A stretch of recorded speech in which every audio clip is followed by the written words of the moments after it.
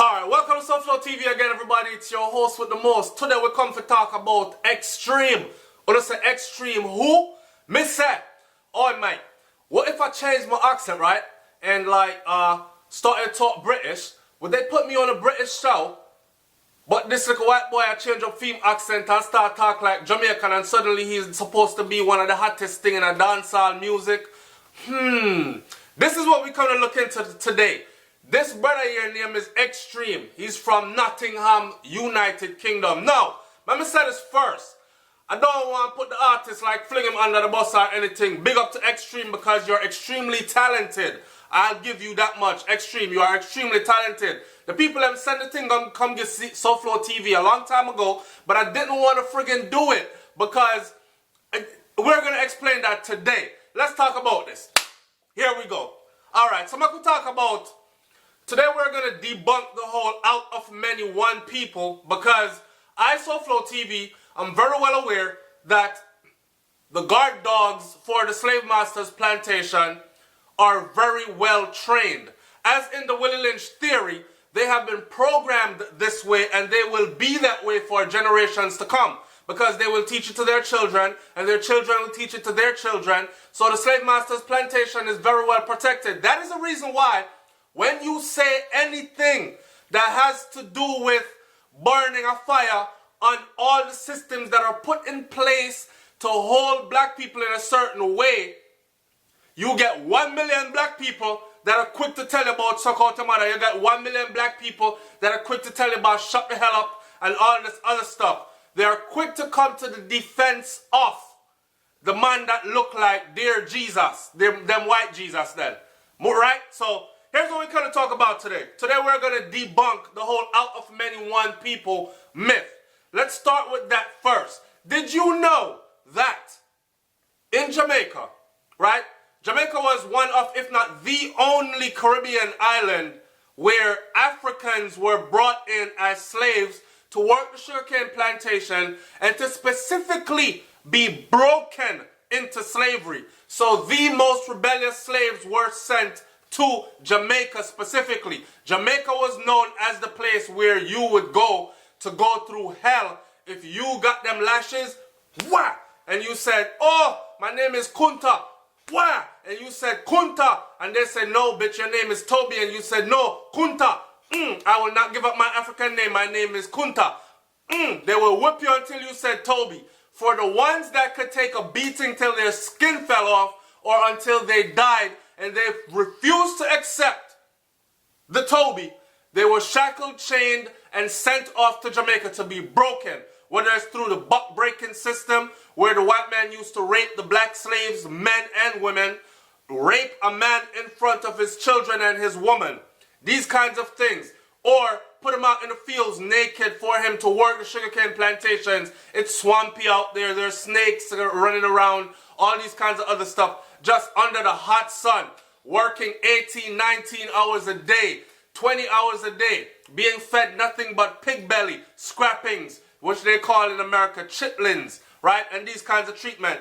Now, out of many one came from the theory, not theory, out of many one came from the reality of many different tribes of slaves, or many different tribes of Africans from many different parts of the world which we were distributed in through the transatlantic slave trade. So some would end up in Barbados, some ended up in Cuba, some ended up in Trinidad and Tobago, some ended up in Barbuda and Antigua, some ended up in Guyana, some ended up in Grenada. Out of, say, all these six, giving an example, if there were any bad ones out of all these six, you would have a certain tribe from a certain part of Africa that ended up in, say, Cuba. That slave would be sent to Jamaica, Guyana, Antigua, Barbuda. All these bad slaves from all these different places, from different parts of Africa, different countries, different tribes, would all meet up in Jamaica. And that is the reason why to this day the Jamaicans are so rebellious. It is in our blood, right? So this is where our out of many one came from. So just to let y'all know that out of many one did not come from white man mixing with Indian man mixing with black man, and we say out of many one. Out of many one came from Africans from many different tribes coming together as one under our oppression in Jamaica. That is where Out of Many One come from. Now, what I came to talk about today is the way how they imitate, replicate, commercialize, then mass produce, then take credit for, and get rich off of our own blood, sweat, and tears and inventions. And the sad thing about it is there are so many black people out there that are quick to be like, yo, him got talent, mate. Yo, the youth bad, him bad. Yo, biggest thing in a dancehall, next biggest thing in a dancehall. Like, really? No disrespect to Extreme. Extreme, big up yourself. Go and do your thing, my youth, right? And I can see that you're surrounded by Jamaicans. I've lived in London before. I lived on Brixton Hill before, Stratton before, and Wandsworth before, right? So, I know the thing and I know how the thing goes. When I was in England, I was surprised myself. Just for those of you who've never been there, I was surprised myself to see the influence of Jamaica. So I turned 17 years old and I bought me a ticket to go to London, England. I said I wanted to get away from America, right? Everybody said, yo, when you go over there, you'll be back in about a week. I said, nah, I don't know. I got to go see it. Because I have cousins and family members over there, right? They say I'll be back in a week. Long story short, it took 2 years for me to come back to the United States of America from London, England. When I went, I was so amazed at the influence of the Jamaican community. I was so amazed at the influence of Jamaica, our culture, on them. Like, you have white boys that were walking down the street, and this is how they'll talk to you. They'll be like, all right, mate, so you going to that part, you going to a bashment tonight, yeah? Yo, be a big body girl and them things there, you know. Be a big body girl, my youth. And I'm like, be a big body girl, my youth. Yo, that is just like sounding like so much Jamaican. So it's not surprising to me to see somebody like Extreme then, whose, by the way, real name is Shane. I have a friend, which is my best friend since childhood days. His name is Shane as well. His mom is European, she's Italian, and his dad is a black man, Jamaican, and Shane talk the same way. But saying that, I'm not surprised to see Extreme, a fully white boy, right, sound the way that he sounds. What he has done is, he has spent many years imitating and replicating to perfection our way of speaking. He is surrounded by them and imitate everything about the culture. Now he has perfected it, and now he is about to be paid lots of money for it if all goes well. Right? Because radio station don't have him already and all these other things. Everybody are big him up. People from England who tune into SouFLoTV, the UK, are sending me stuff about Extreme. So eventually I'm going to say, yeah, I have to go do it. My thing about it is this. Extreme don't know nothing about dancehall music. Dancehall music, yes, dancehall music is global. And I understand because I see Vybz Kartel drop a song. I'm going to say girls in Sweden, Germany, Spain, I wind up themselves to a Vybz Kartel song, making up a whole dance routine to match dance routines that are coming out of Jamaica. So me know that Jamaican culture is very powerful. The dancehall culture is global. It's worldwide, right? But the thing that I have a problem with though is how they are so easily, like, there are many guys in Jamaica, many young youth who can DJ, bad, even better than some of the DJs them that are making it already, that are big names in the business. You get a little youth off of the corner and he'll shell you down with lyrics, rhythm and timing and everything, right? Right, any rhythm you give him. Nobody gives him a props. Nobody give him a shout out. Nobody say, yo, youth, you're bad enough, me, I do a YouTube video. Singing on a camera here, put it on YouTube and see if it can go viral. Nobody does that. But as soon as a little white boy take up a thing on him head now and say, him want to challenge Alkaline and Ray. Yep. Suddenly he's the baddest thing ever. Listen, Alkaline have to answer this a youth, that's for sure. I know a lot of people are like, yo, SouFLoTV, you're one of them people that want Alkaline to answer everybody. The youth don't have time for that. I don't want Alkaline to answer everybody. I want Alkaline to answer reputable people like Tommy Lee. I want him to answer Tommy Lee because Tommy Lee well want war with him. You understand? And he's not hiding it. So if the youth want it, step out and give it to him. You say you're bad, prove your badness, right? But for the answer, like a white boy that nobody knows from way over England. No, man. No, man. On the other hand, now, let's talk about how he has spent so much time perfecting the imitation of our culture. Perfecting the imitation of how we speak. To the point where if you turn your back to Extreme and he's talking to you, you're good there, have a full conversation, and I say, yeah, my youth, so look more at them, so me I go in there, you come. And I say, yeah, man, me I forward. And them thing there, and you're like, and when you turn around, you're going to see it's a white boy there. And you say, no, Extreme, yo, talk how you were talking before you started talking like you were Jamaican. Well, before I did that, I was just straight like playing on a nutty, yeah? Like, I don't know. I'm a bit stirred up about this.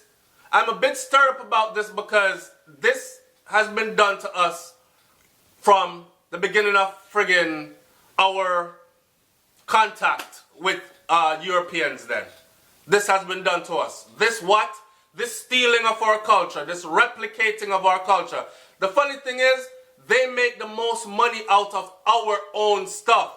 Dancehall music, I represent the ghetto of Jamaica. I describe it as this. You have reggae music, and then you have dancehall reggae music. You have dancehall music that comes from reggae music. Dancehall music is like the sister or the brother who don't give a damn, right? And then you have reggae music, which is the conservative one, the more mature one, the one where say things politically correctly, or if not politically correctly, the one that tries to please everybody and bring everybody in love and harmony under one umbrella. That's reggae.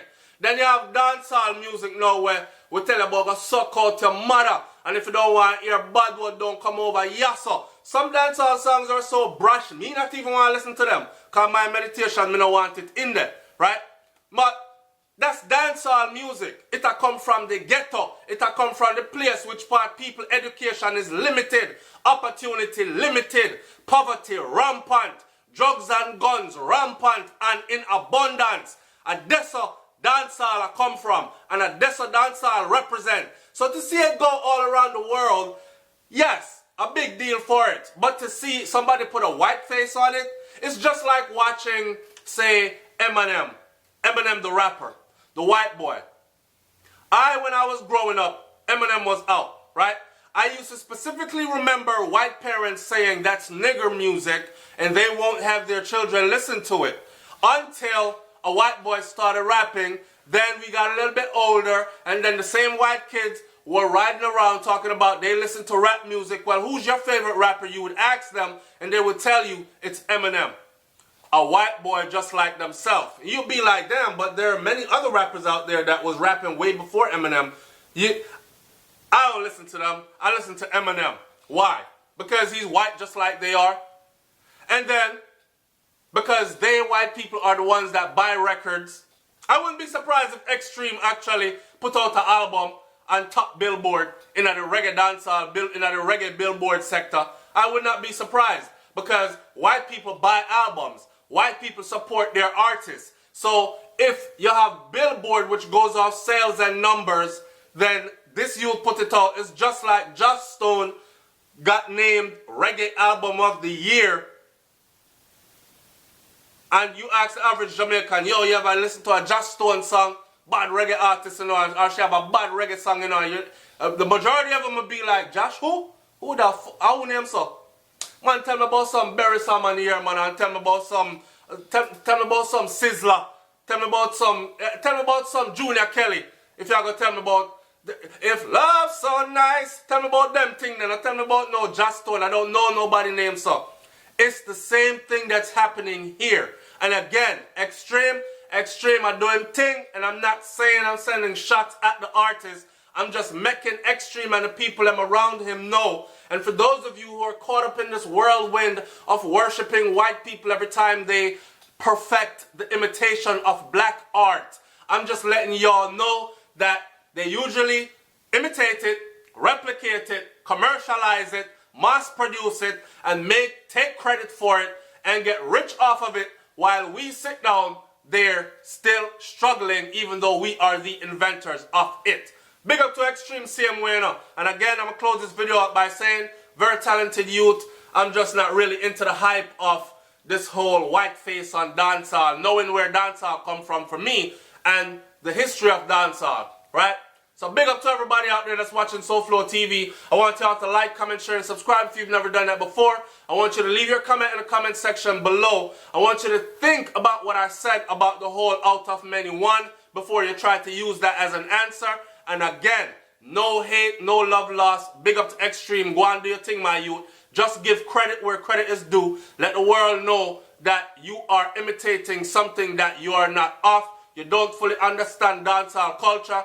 You know, though, that it comes from the ghettos of Jamaica, and you fully respect them people there. As long as you do that, hats off to you. You sound good, my youth. Go and do your thing. I'm out.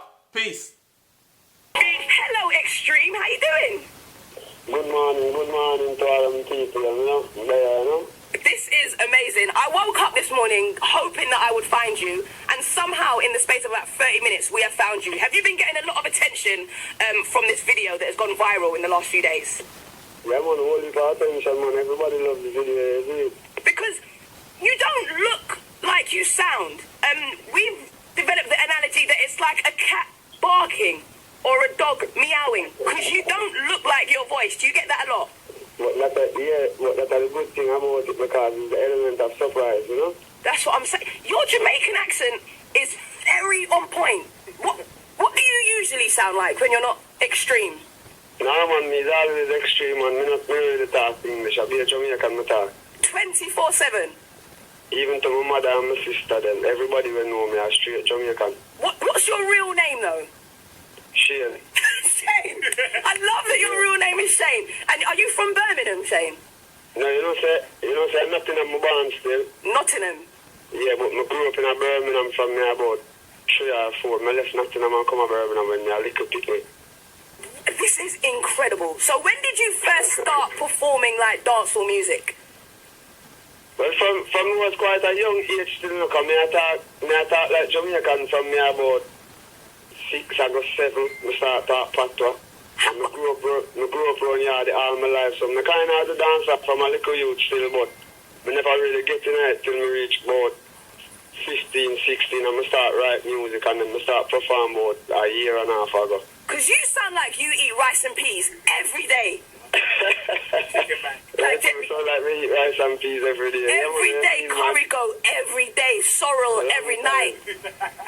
You don't eat fish fingers, do you, Shane? No, so I don't know kind of barbecue fish finger them at all.